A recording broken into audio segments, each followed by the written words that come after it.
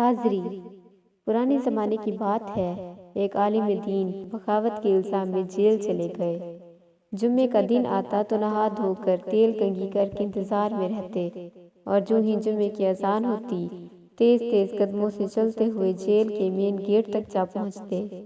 پوری اذان جیل کے گیٹ کی سلاخیں پکڑ کر سنتے، اور پھر بوجھل قدموں کے ساتھ افسردہ چہرے سے آنسو پونچھتے ہوئے واپس اپنے بیرک میں آ جاتے۔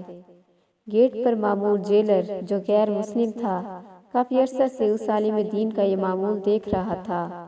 آخر اس سے رہا نہ گیا تو اس نے انہیں اپنے پاس بلایا اور پوچھا، تم یہ کیا ہر جمعے کو تماشا کرتے ہو؟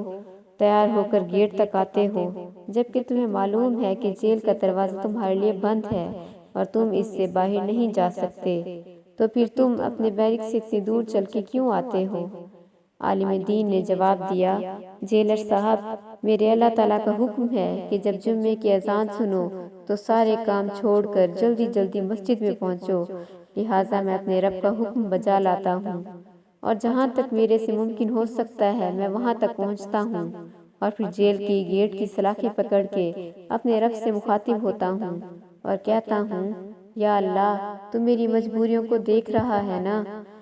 تیرے حکم کی خاطر میں یہاں تک تو آ گیا ہوں، لیکن اس سے آگے نہیں بڑھ سکتا۔ اب تو میری نیت کو دیکھتے ہوئے خود ہی میری حاضری لگا دینا۔ چونکہ میرا اللہ کسی کی استطاعت سے زیادہ اس پر بوجھ نہیں ڈالتا، تو مجھے امید ہے میرا رب مجھے جمعے کا اجر لازمی عطا فرمائے گا، اگرچہ میں پھر جیل میں ہی نماز ظہر پڑھتا ہوں۔ جو چیز آپ کو تماشا نظر آتی ہے وہ میرا دین اور ایمان ہے۔